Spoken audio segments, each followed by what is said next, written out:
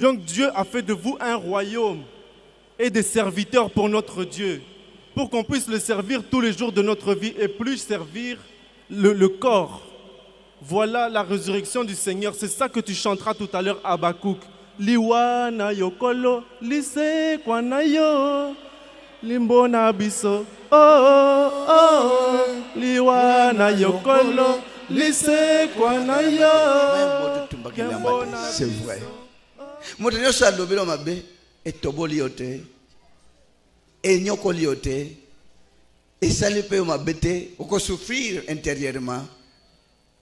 Supporter souffrance union intérieure, et soit amour, chien à place wana, lingaye, ange na yo, bakanote na butu.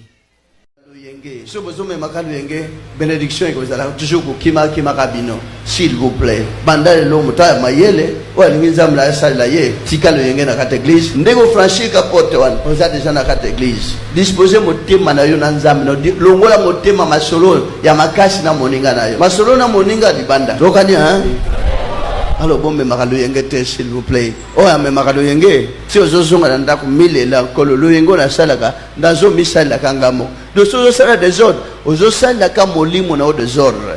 Battre la dignité à l'iloba. Pour Yahweh, battre la dignité à molimo na yo. Et sa distraction. Pas au moins l'aventure. Mawa. Un jour la là. Mais au moins na ndengi ya molimo Yahweh. Un jour. À mon que oui. On mérite. Côté à tombola. Mais ce sera la des ordres. Aux oaka mobali kuluna. Avoir me le locadiamba. Aux années l'ingité kolela na kolela. Éviter le yengetan aux argents. Locania hein. Bolongo la